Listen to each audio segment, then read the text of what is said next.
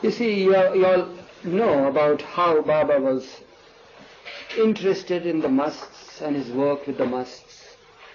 He went in search of the musts. To us, of course, they were people who had abandoned the worldly desires and lived only for God. And we followed the God-man in his search for the musts, as he called them. But to some of us, he said, they may be the musts in the eyes of the world, but they are my beloved children. And now that I have come on this earth, it's my duty to be with my children, to serve them, to love them, to give my love, to fill their hearts with my love, so forth and so on. Musts, people in India, some of them, of course, they know of them, they know of their good qualities, they know their status. Must is a word, it's an Indian word, means, what's the English equivalent of the must, you see? Somebody who is, I want to have a literal translation of that word. Must is somebody who is more than satisfied, you see. Just like when you have an appetite and you fill your belly with all sorts of rich food that is served to you or that is there on the table and placed before you. And then after you have had your fill, you say that, well, I am full, you see. And I have become must, you see, with this. That means, what's that word? What's the equivalent of that? Is there any phrase or word there for? Satiated? Yeah, but satiated is, yes. Too much? Glutton? No, but that is too derogatory a term, you see. Yeah. Completely full? Completely full, so to say, you see. Yeah, stuffed. You're stuffed, you see. Here, Baba has used another word, you see. Overpowered. A must is an overpowered by the love of God, you see. Or absorbed, as Baba says, which is Mazub, who is absorbed in God, you see. God, and so forth. So, while we were on these must tours, Baba one day told us, you see, about a certain king who had turned must. His name is Balu. And 2 or 3 stories connected with this great king were reported to us by Baba. And I remember them and I would like to reproduce them here today. What happened once, Balu was a great king. And, well, he ruled his subjects and made them over his subjects and made them happy, and they were all satisfied. Everything was very pleasant, very happy. There was a happy atmosphere there in the kingdom, whole kingdom of it. All of a sudden, it so happened that he got an experience, and if I am right in recollecting that experience, is that while he was asleep in his palace, he heard some noises, you see, over his head there. And so he woke up from his sleep and tried to find out what's the matter in his palace, you see. And there he hears hooves of horses there, right on the top. And he wonders what's the matter. How could horses be upright there, you see, over the terrace of his palace? And he couldn't believe his ears. He shouted out, "Who's there?" So he says, "We are wayfarers." Wayfarers? What do you mean by wayfarers, you see? How could you be here in the palace, you see, if you are a wayfarer? So the voice echoes back and says, "Who are you?" He says, "I am the king." How are you supposed to be in this palace? Because I am the king.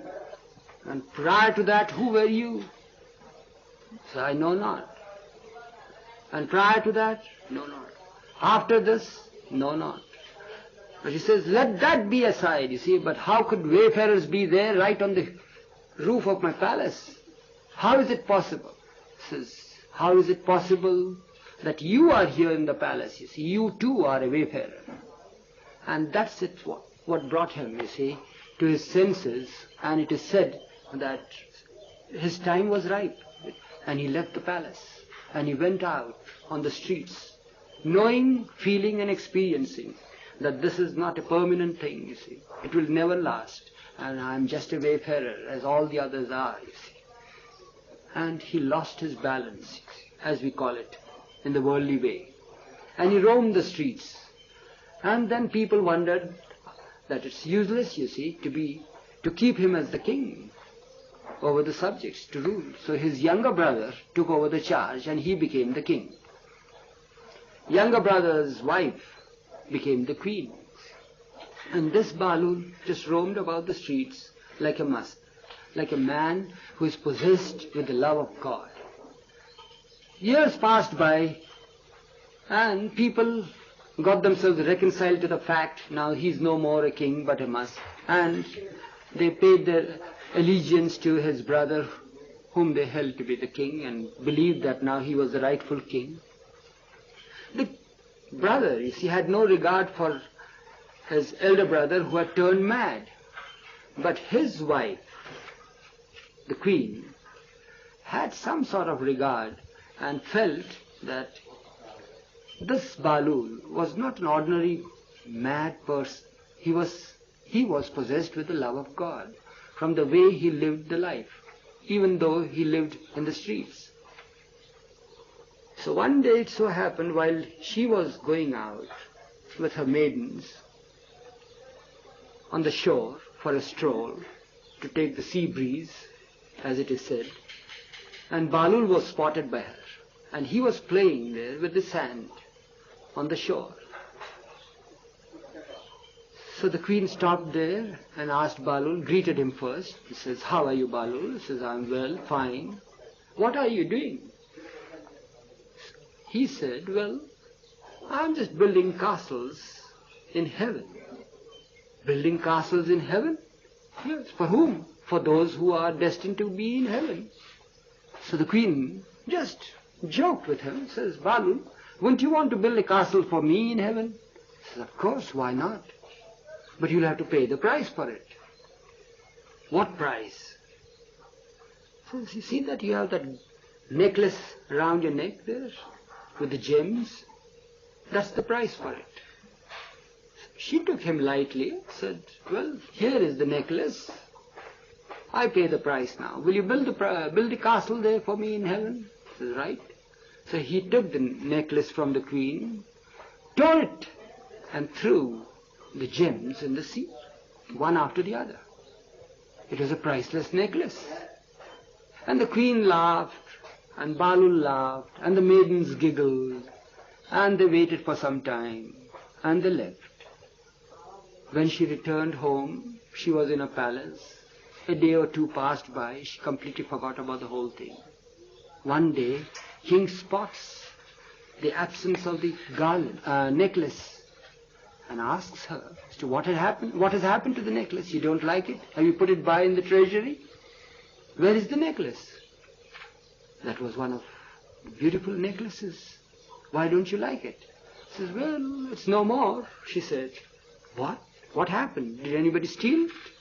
"No, I gave it to Balu." "And what did he do?" "He threw the gems in the sea." He got infuriated over it. He says, "Why do you play with that madman like that? Don't you know that he's mad? Why did you give it to him? Do you know that it doesn't belong to you personally? It's an heirloom. You can't just treat it lightly. How will I reveal this to the ministers and the subjects?" She didn't realize that, and she was very upset and very sorry for it, and the king was very upset too and rather angry on her, and the day was spoiled in the palace. Long faces everywhere. Well, a day or two passed by. The king somehow or other got over this loss, and the queen got over the loss, and they again started being normal. But just then it so happened that the king in the night got a nightmare, you see. And in that he finds himself, you see, somehow or other stranded all of a sudden. Being the king, you see, we can't realize his feelings because we live in a situation where every step of ours is taken in this world and we find ourselves stranded. So we are used to our being stranded, you see, wherever we turn our head or what direction we take. But for a king, it's a difficult thing, you see, to accept the fact that he is stranded anywhere. And somehow or other he gets this dream and he wakes up. You see. That nightmare is so terrifying that he wakes up from his dream there and he has perspired, you see. And he does not know. He shouts loudly and wakes up. And the queen is disturbed from her sleep and she wakes up and says, "Take it easy. What's the matter? What has happened?" He says, "I saw a very terrifying dream for me." "What is it?" He says, "You remember some days back you told me what had happened to your necklace?" He says, "Yes, I gave it to Balu," I said. "Does it still linger in your mind? Is it such a great loss that you can't forgive me for it?" He says, "It's not that, it's not that. In return for the necklace, it seems that he had built a palace for you, a castle for you in heaven." "So what?" she says. "Do you take that seriously?" He says, "Yes, I do take it seriously now after what I have seen and believed in what I am seeing." "What is it?" He says, "I find myself completely stranded in heaven. I am dead and I am taken and led in heaven, you see, and there I go. And what I find is that each one has his own castle. And I spot you in your own castle there. And you are there and I beg of you to allow me to enter. And you say the code of heaven is such that a castle is for the one who owns it. Each to one his own self or her own self. Nobody can share the castle there. And I then go out and search for the castle that should be for me, and I don't have any place to step in. And the experiences that I went through were horrifying." So then she says, "I told you often that you shouldn't take your brother lightly. What you should do is, don't worry about it. We can tell him to build another castle for you. It's good that you got the sign now." So preparations are made to invite Balu to the palace for the first time after he had left it. Mind you, this is the story that Baba told us. And Balu comes there, you see, escorted by some officers and all that in his dirty rags, filthy body, you see, cheerful as ever. And he steps inside the palace and says, "What's this? Why am I being dragged here? What sin have I committed?" So then he is pacified by the queen, because queen had a real regard for him, and the king keeps mum, and queen makes him sit on the best of the chairs there in the palace, and then orders, you see, the servants to give him a good scrub, you see, and a bath, and make him wear royal robes and all that. And that's how he is received in the palace for the first time. When everything is gotten over, you see, and he's relaxed, and the king feels relaxed, and the queen is relaxed, the king puts this question to Balu. He says, "Balu, my brother, I have one request for you." He says, "What is it, brother? What do you want?" He says, "You remember the queen the other day? She was strolling there at the shore, and you were doing something." He says, "Yes, I remember. I was building castles in heaven, you see, for those who deserved castles in heaven." He says, "Wouldn't you want to build one for me?" He says, "Why not? Surely I can build, but you'll have to pay the price for it." He says, "Right. What do you want?" He says, "What can you give?" He says, "Well, here is a pearl necklace, you see, I'd like to have this." "Oh," he says, "that's too cheap a price for it." He says, "All right, a diamond necklace from the treasury." "That's too cheap too," he says. "But then you accepted the same from the queen, your sister-in-law." Well, that's too cheap. That's for her, you see, not for the king. King of a great dominion has to pay a greater price, you see, for a castle in heaven. Like that, you see, he started bargain. And the bargain was, he began with the bargain saying that, well, I can give you half of the kingdom. Half of your kingdom. That's too little, you see. Even if you were to give the whole kingdom in return for a castle in heaven, it's too little. So, but I can't understand what you say. And he says, well, it's really difficult for a king to understand this. But so easy for me to know it. So, but what do you mean by it? You accepted a necklace of diamonds from the queen and you built her a castle, and I expect you to build one, and even the whole of my kingdom is too little, you say. He says, yes, it is too little. Once you know the price, once you know the price, once you know what it means to have a castle in heaven, it's too little. Even if you were to give up your own life and your whole kingdom 1,000 times over, it will be too little now. Unless you have the grace of the Master, you will never have it. So Baba told us the story, you see, that now when I am not known to the world, and I walk the earth, and I have disclosed the fact to my close ones that I am the same ancient one. You have adhered to me, you have followed me through thick and thin, not knowing my status, not knowing who I am. I called you, you followed me. When the world will come to know of it, and when they would want to sacrifice their lives in my cause, for me, that would be too little for them. Little sacrifices that you have made here for me, that will be the price for being with me. Just as the queen, when she was ordered to give her necklace to build a castle in heaven, she offered it spontaneously, not knowing the worth of it. She didn't even realize whether what she is giving is a price for the same thing, you see. She gave it, just gave it. Likewise, you gave up your connections with the world, you gave up things that belong to you to be with me, to follow me. That's the price. That's enough as a price, knowing not what you are doing it for. But once you come to know why you want to do it for, then there is no price. It's priceless.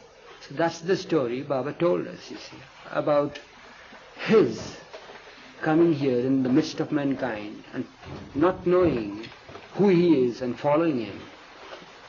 After he manifests, it will be quite a different thing, he says. World will come to know of it. But before my manifestation, if people were to follow me and believe in what I say, well, they can pay a very small price for it and can be with me, can love me. But once I manifest, once my glorification spreads all over the earth, then there is no price, nothing. Then they will have to wait for another advent. So that's the story about Balu.